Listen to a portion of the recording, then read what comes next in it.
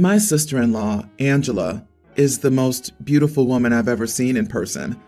Unfortunately, she also thrives off of male attention.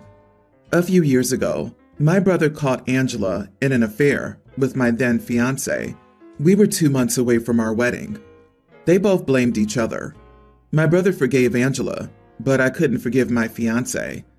Angela's a beautiful trophy wife, and she makes his boss and coworkers jealous. I met my now husband, Ezra, shortly afterward. We were both hurt by our last relationship. I think we were both so wrapped up in heartbreak that we got married almost out of spite, desperate hurt and rebounding. Ezra knew my ex cheated, but not with whom. I kept it to myself for a couple of reasons, mainly because I love my family and I had to tolerate Angela for my family's sake. A year ago, Ezra commented about some of my family members being weird and having to block them. I brushed it off then because my family can be a bit much. They use WhatsApp as a personal diary. Angela approached me a few days later and told me that she was sorry, but she thought that I had gotten rid of my anger and hurt already. She said she worked for forgiveness and couldn't believe what I was insinuating out of spite and asked for an apology. I had no idea what she was talking about. She got frustrated and told me she knew I had texted her from Ezra's phone. I came home and asked Ezra. He simply handed over his phone. Angela was subtly flirting with him, insinuating they should start an affair. Ezra brushed her off and finally responded with, "I'm happily married. This is inappropriate. Don't text me again." I have no words to describe how I felt. Ezra's work has him interact with a ton of attractive young women. He's charming and attractive and can have so many options. He's turned down people before, but seeing how he easily brushed off Angela sparked something within me. I fell more in love with Ezra than I thought possible. I've always found him attractive, but it's on another level. I blanket him with affection. Ezra was taken off guard, but he pretty much welcomed my new feelings and affection. Ezra and I went on vacation with my family 2 days ago. I was sure to keep it appropriate for everyone, but my husband and I held hands, kissed his cheek, hugged his arm, and cuddled. My brother came to me and said that I was making Angela uncomfortable by being territorial over Ezra.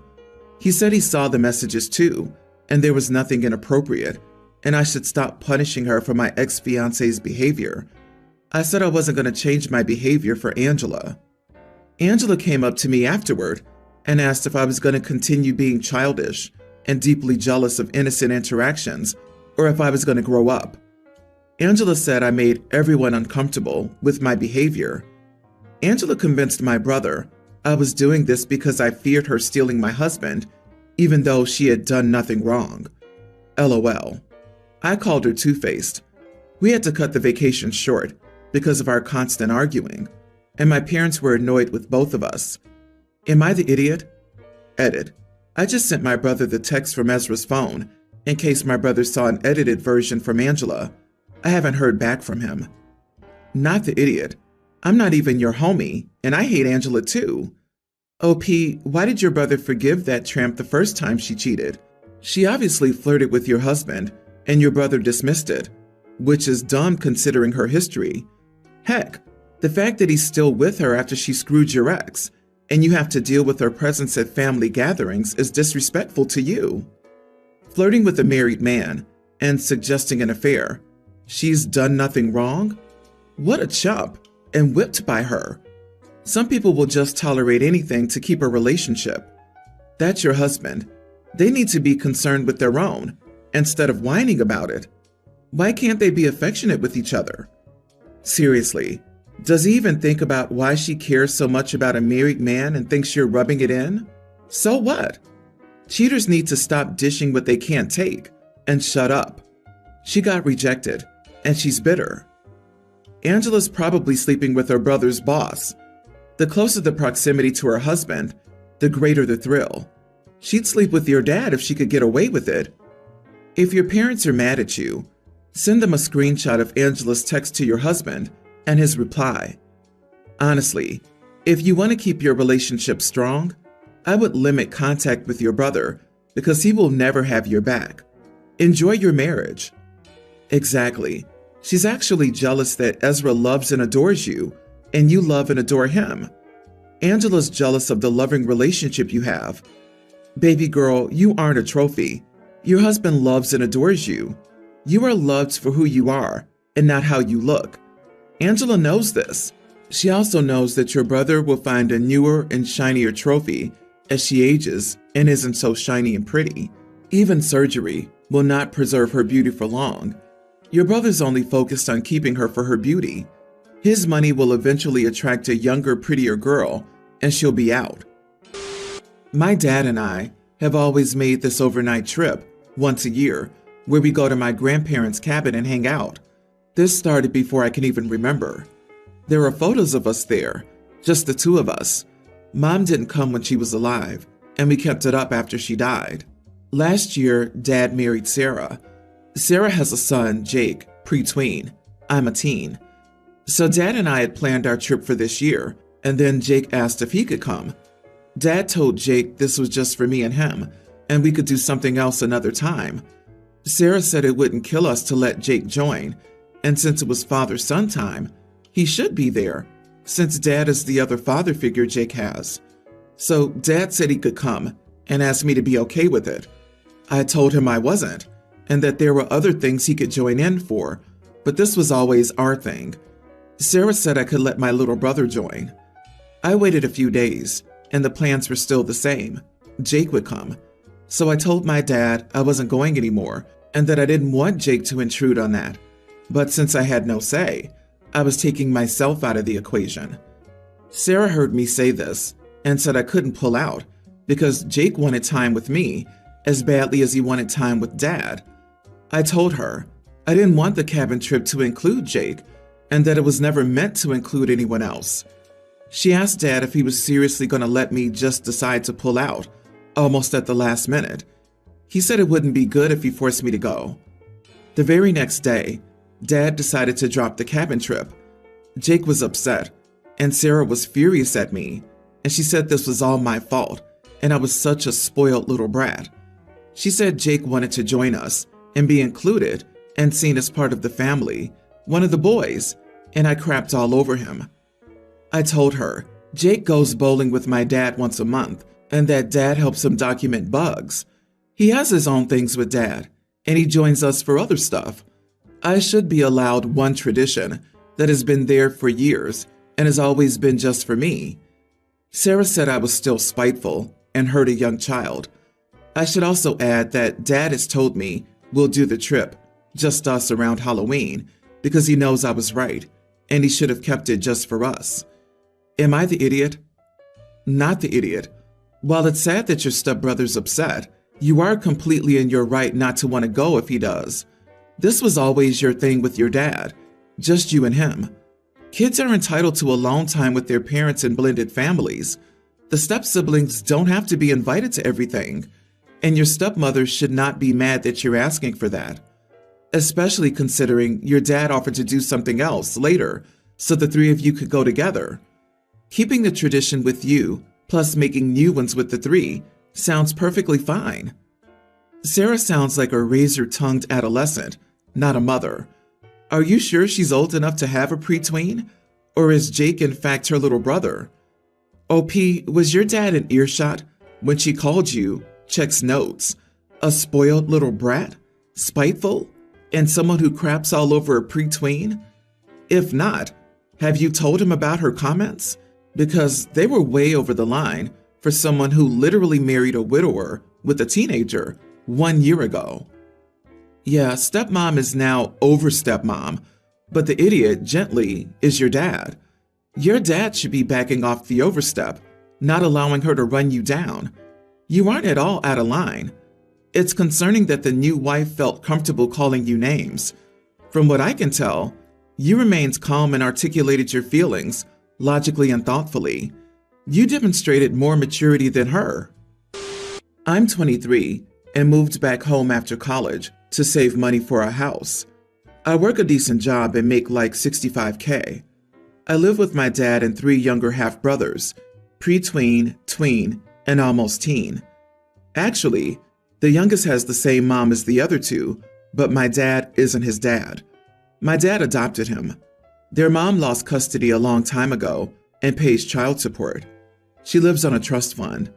My dad stopped getting child support because she used all her money on drugs. My dad works though. All of a sudden, my dad started asking me for rent.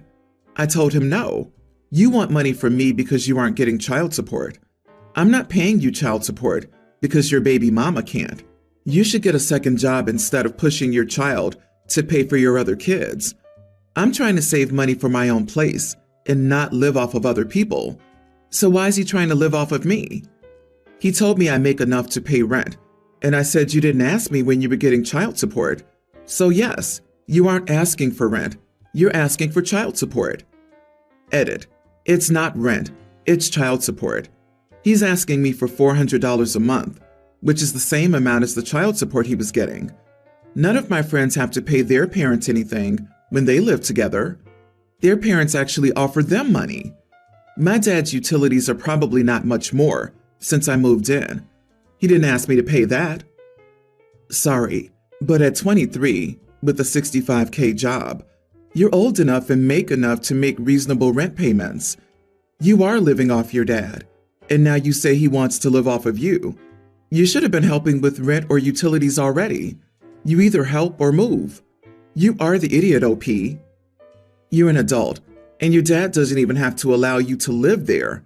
He doesn't need to give you a reason to charge you rent, and it's none of your business what the money goes towards or why he needs it. Don't like it? You have options. You can find your own place and pay even more rent and bills. My dad's utilities are probably not much more since I moved in. I need to ask my parents if I was this dense at 23. So don't talk about adult things you don't understand, like utility bills, because it's really embarrassing that you're 23 and this immature and unaware. Don't expose yourself for not understanding the cost of things. Everyone will know it's because you live off of your daddy. Shame on you for expecting your dad to support you when you're a fully grown adult. My husband, 34, and I, 32 female, have been married for 8 years and have 2 kids, a preschooler and a young grammar schooler. I'm currently 7 months pregnant with our 3rd child. This has been, by far, my worst pregnancy. Overall, health-wise, I'm fine, with no major issues, but the general fatigue and discomfort of being pregnant, while also having 2 other kids to take care of, is wearing on me. I've also had more nausea and terrible heartburn. As a result of me being tired literally all the time, my husband has had to take on a lot of additional household and childcare duties. He's been great about it, and things are still running smoothly, even though I can do about 1/3 of the household and the kid stuff that I usually do. This past weekend, we attended a wedding for one of my friends from college. My husband knows a lot of people in this friend group, and he was really looking forward to some adult social interaction. The wedding was a 3-hour drive from our place, so we got his parents to babysit and booked a hotel so we wouldn't have to drive home and could enjoy the reception. I felt fine all day, up until halfway through the reception, but I hit a wall energy-wise and started getting terrible heartburn. My husband was off mingling with people, while I sat at a table for over an hour, talking with whoever came by to say hi. My husband came over to check on me, and I told him I wasn't feeling well and wanted to leave. He asked if I was comfortable taking the shuttle back to the hotel by myself so that he could stick around and keep socializing. I told him I wanted him to return to the room with me in case I started feeling worse, so that he could take care of me. He didn't protest or argue with me, but he did give a big sigh in the ugh, okay, fine kind of way. When we returned to the room, I was so exhausted that I fell asleep immediately. He was short with me all morning as we prepared to leave. There were a lot of one-word answers type of thing. On the way home, I asked him what his deal was, and he said he was frustrated that I made him go back to the room with me, only for me to fall asleep. He said if he knew I was going to fall asleep, he would have stayed at the reception for longer. He said that this was the first social interaction he's had in months, and with the new baby coming, will probably be his last social interaction like that for months again. I told him that I didn't make him come back with me. I just told him I wanted him to, in case I felt worse. I also told him my health should be his priority over any social event. He said that wasn't giving him a choice, because if he stayed, even if I fell asleep right away as I did, I would still hold it against him that he chose wrong. He said he was enjoying behaving like an adult instead of a dad for one night, and he's allowed to be frustrated that was cut short. It might just be hormones, but his attitude makes me feel guilty. Am I the idiot for making my husband leave a wedding reception with me? I told him that I didn't make him come back with me. I just told him I wanted him to, in case I felt worse. I also told him my health should be his priority over any social event anyway. Imagine writing that, but not seeing what it means. You are the idiot. You had heartburn. FFS. You weren't dying. You ruined his night, and you did it out of jealousy and selfishness. Yep, her cognitive dissonance to say she didn't make him while 100% being emotionally manipulative is unreal. I don't understand why pregnant women will assume their partner is their personal handmaid when they're pregnant. I've been through pregnancy, and there's nothing about this situation that this woman couldn't handle on her own. She typed all of that up and still wonders if she's an idiot. Exactly, and it sounds like they were just a shuttle away. So if she did feel it getting worse, she could call him. It's no longer 1950, and there's no need to make someone come back just in case, like we don't have multiple forms of instant communication. Oh, Pete, I feel sorry for your husband. I can only imagine what his day-to-day life is like, living with a princess. He'll be neck-deep in diapers while you complain about your fatigue after that baby's born. Do your marriage a favor and get those tubes tied, honey. I'm mid-teen male, like certain snacks that you can only get at the Asian food market where I live. They have strange flavors and spices, but I think they're delicious. I was at my dad's house about 2 weeks ago, and his wife said my snacks smelled good and asked me to try some. I said sure, and let her have a few. Later that day, I went to get some more from the cupboard, but they were all gone. She had eaten like 4 bags of them. That's like $20. Plus now I have to go downtown to get more. I asked my dad if he could please give me a ride and replace my snacks. He said no, and some sharing is caring BS. So now I only take what I'm going to eat there and leave the rest at my mom's house. My father says that his wife is craving the snacks I had before. I told him where to buy them. He asked me just to pick some up the next time I went. I said I would, as soon as he paid me for the ones she already ate. He said no, that we're a family and we share.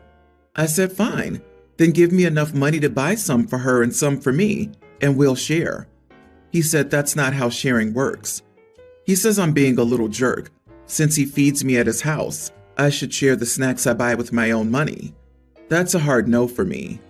I just think I'll stop taking any over there. Not the idiot. Sharing without asking is stealing. Since you shared without being asked permission last time, it's time for someone else to buy the treats. He refused to take you to get them, so you gave him the location. He can go get them if it's so important to him for her to have them. Not long after I started at my previous job, HR sent out a campus-wide email reminding people not to borrow money from coworkers without permission. I was floored. I feel like please don't steal shouldn't need to be said at work. It sure as heck doesn't need to be said at home, and certainly not to adults. The audacity of that man. Put on your big boy pants and head downtown to get your wife some snacks. You're a mid-teen. Geez, so young. And he wants you to feed your stepmom? What a loser, both of them. Just stop going altogether. You can eat your snacks in peace at your actual house. Before doing that, though, I would completely use up whatever your dad specifically likes. Snacks, food, shampoo, etc. And tell him, sharing is caring.